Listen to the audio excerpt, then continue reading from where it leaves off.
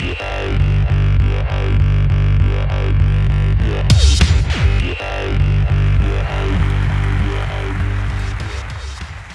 everyone, thanks so much for coming out today. My name is Wes Bos. I come all the way from Canada. I did actually grow up learning French, so if you want to try to talk to me in some French Canadian, I might be able to understand. Here today, I'm going to talk to you about Async Await, and the reason why I want to talk to you about, yes, thank you, somebody laughed at that joke. Can we just take a second to appreciate my hilarious joke? Thank you, thank you. I want to talk to you about Async Await today because flow control in JavaScript, it's really hard. So how many of you, show of hands, how many of you are using promises in your code day to day right now? OK, cool, quite a few. I'm going to go a quick review through promises just because this is the foundation of Async Await. Promises in JavaScript are sort of like an IOU for something that's going to happen at some point in the future. So this could be an AJAX call returning data. This could be accessing a user's webcam once they hit the allow button on the little pop-up that shows. It could be resizing an image. The point is that all of these things take time, and with promises, we simply kick off the process, and then we move along with our lives. We only come back to that thing when we need to deal with the data.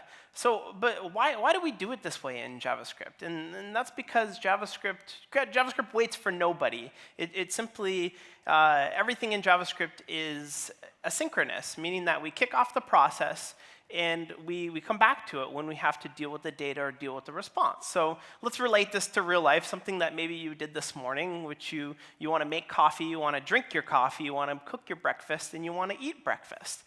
Would it make sense to finish making coffee before you can even start cooking your breakfast? Would it make sense to make the coffee, drink the coffee, and then once you're done, then you can go ahead and start making your breakfast? No, that doesn't make sense.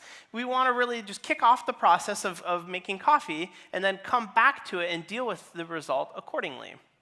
So how we sort of dealt with this in the past was something called Christmas tree callback hell. And we would write code that looks like this. We've all written terrible, terrible code that probably got a little bit more. It looks like a Christmas tree if you go on the side. What's really cool about that is that promises allow us to start writing code like this, where we can run our functions, make coffee, make breakfast, and they return a promise, not the data, a promise that the data will come at some point in time. And then we can use .then to listen for the data actually coming back. We can take it one step further and sort of wrap it in a mega promise by saying promise.all, and that will allow us to wait until both of those things are done until we go forward and deal with the result. In this case, eat our breakfast and drink our coffee. Another example, let's say we were building a little animation library where we want to do one thing after another. Well, rather than doing the callback hell on the top, what we can do is kick off move to, which will return a promise, and then we can chain our .thens by returning a promise from each subsequent one. So this is really exciting because a lot of the new browser APIs are being built on promises. So we've got fetch, where you can fetch your data, then that will come back, we convert it into JSON, and then finally deal with that data at the end of the day. We can use a library called Axios, which is really exciting, where it has some, it's kind of like fetch, but it has some really good built-in defaults where we don't have to have that second then chained on the one. There's many, many more browser APIs, payment requests, dealing with credit card data in the browser, get user media, getting access to the webcam, web animation API. All of these things are being built on standard promises. It's really easy to make your own with promises as well. So here we have a function called sleep where it takes in the amount. And the way a promise works is immediately you return a promise. And then what you do inside of that promise is you either resolve it when things went well, or you reject it when things didn't go well. So in this case, after 500 milliseconds, we're going to resolve it with some data. Or if it's less than 300 milliseconds, I'm going to reject it because that's too fast. And what that will allow us to do is a little bit something like this, where we can write our code, and then we can chain then on it. And by returning a new promise from each one, we're allowed to keep going and chaining that code along the way. We get it. Promises are really, really great, but the then, I'm not happy with it, right? It's still kind of callbacky. And any code that needs to come after the final promise it all still needs to go into that final .then. It can't just be top level in your current function. This is where Async Await comes in. It sort of saves the day. Async Await is still based on promises, but it's just a really nice new syntax for working with it. So we looked at this example earlier where we went from callback to promise base. Well, what we can do now, if you look at the bottom here, is we can simply make a function by tagging with async, and then inside of that, we simply put the await keyword in front of each of those functions, and that will simply sort of pause the function from running. It will wait until that promise resolves, until it moves on to the next line of code. No thens, no callbacks needed. So let's break it down. JavaScript is almost entirely asynchronous, non-blocking. We talked about that. It's great that we can create these experiences without having to lock up the browser whenever we do anything, but it's hard to read. It's sort of hard to author this code. So if we look at PHP, if we're not using any threads or anything, we wanted to go ahead and fetch two things from GitHub.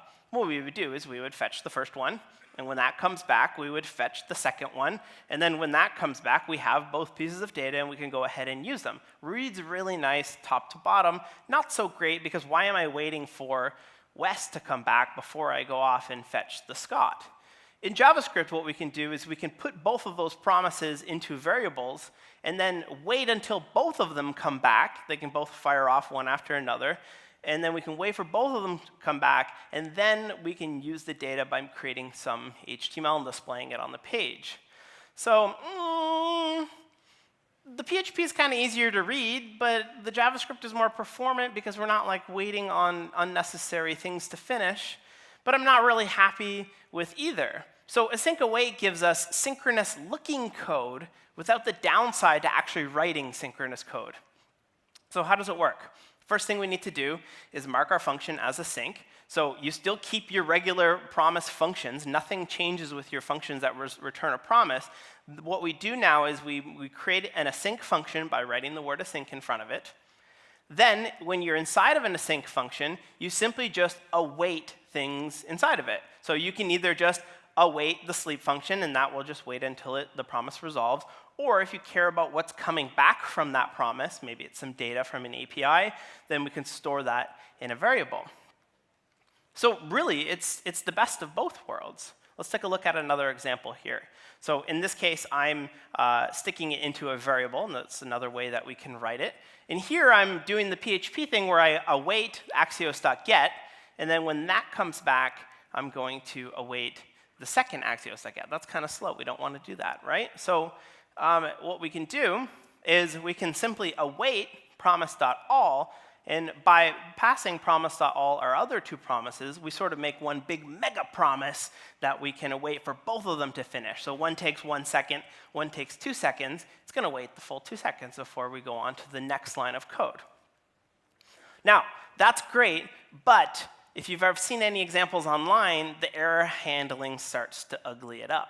So let's look at a couple options that we can use for actually working with error handling. First option for error handling is just don't write bad code, and you don't have to handle errors. I'm joking. Don't actually do that. You always have to handle your actual errors. Really, the first option is, and this is probably likely what you have seen online if you're looking at any examples, is use a try-catch. So just wrap everything in a try-catch, and you're going to be nice and safe. And the way that looks is you have your async function, you give yourself a try, write all your code inside the try, and then if anything happens inside of that try, you catch the error in your catch, and you deal with it accordingly. Second or third option is a higher order function, which is kind of cool because you can chain a .catch on async functions. So this is a little bit more complicated. You might have to come back to these slides and look at it, but let's walk through an example. So I've got a function, YOLO, where I don't care about error handling in this function. I'm going to assume everything works great. Then I'm going to await something that maybe gives me a 404 and is going to break because no data came back. This could be a syntax error. This could be any error that Axios might throw you. Then, this is where it gets a little bit hairy, so stay with me. You create a high-order function called handleError that takes as an argument the actual function, and then from that, you return a new function. So you basically just return the same function, but with a catch. tagged onto the end. And the catch that's tagged onto the end, that's where you actually handle your error. If you're a hotshot and you're using ES6 for absolutely everything, you can do it in one line and then tweet about how cool you are. But I still don't understand exactly how all of that works. So the way it actually works, right, we created our one function that had no error handling, and then we created this weird high-order function that takes in the function and returns a new one. Then what you do is you just pass your unsafe function to handle error, and that will sort of create the new function that still does the same thing, but is now a little bit safer and able to actually handle any errors that might happen inside of that function. And this is, I find this extremely handy in Node and Express. How many of you write Express apps? Hands up. OK, probably about half of you. So let's say we've got an orders page. And when you hit the orders page, we want to find how the orders for the user, right? So if there were no orders, let's throw an error. But this could be any type of error, syntax or whatever. Now, normally in Express, you need to call next and pass the error to next, right? But, and then what would happen is that route would not render. It would pass it along your middleware line, and then at the bottom of your middleware, Express would render out an error page with the subsequent error code and error message. But that's good, but it doesn't really cover errors that we throw. You have to explicitly call next for that to work. It doesn't handle unexpected errors or syntax errors or database connection errors or anything else that has happened along the line of your middleware. So what we need to do here is we need to catch all of our errors and pass them along to the next function. We want to pass any error and pass it along to the next function. So this is where our high order function comes in. So I'm going to create another one of those weird functions that takes in the function and returns a new one. But in this case, I'm just going to return the regular request response next function and chain a .catch onto the end. And the .catch, all it does is calls next with the error that gets put along to it. Again, if you're a hotshot, there's an error. There's one there that you can do in an arrow function. Now, this is how we implement it. We've got our catch errors function. Then we write all of our routes or all of our controller functions without any error handling in it. And then you can take your controller get orders and pass it to catch errors. And that's really, really nice because you can write all of your routes without having to worry about specifically handling the error in the exact same way. And then you can just wrap each of your routes in this catch errors function. The fourth option is handle the error when you call it. So sometimes you do want to handle the error when you call it because you say, oh, this is a special case. If there's an error here, I need to handle it in a different way. So it's pretty simple. You make your async function called load data, and maybe an error happens in that. When you call it, you can just chain a .catch onto the end and then deal with the error however it is that you'd like to do that. Fifth option, and this is really important if you're writing Node, Node will soon exit the process if your promise is rejected, meaning that if you have any code that doesn't handle an error on a promise, the entire process will exit, and then that could mean your app actually goes down. So pretty simple. You just listen for the unhandled rejection event, and then when that happens, you can deal with it accordingly, probably send it off to some sort of error handling service so that you can log it and deal with it in your code. So I'm really, really excited about Async Await. I was excited about promises, but now that Async Await has come around, it's been a while since something fundamentally changed the way that I code my JavaScript and I code my flow control. I was using async.js, the library, for a long, long time, which still has a lot of really good use cases. But a lot of my regular flow control has moved over to using Async Await. So here's a couple tips for starting today. First, write your APIs in promises. So I know that we can't go and change all of our existing code that is likely callback-based, or maybe you used another promise library. But you can write your new APIs in promises, and you can resolve and reject from them. Use Async Await for flow control, as we've shown you today. convert older APIs with Promisify. So there's a bunch of different libraries out there, and Node even now ships with something on the util package, which will allow you to take any standard callback-based function where the error comes first and the callback comes second, and you can just convert that to return a promise rather than having a callback. And that's really nice because if you're dealing with any older APIs or you're dealing with a library that's callback-based, you can still use it with Async Await.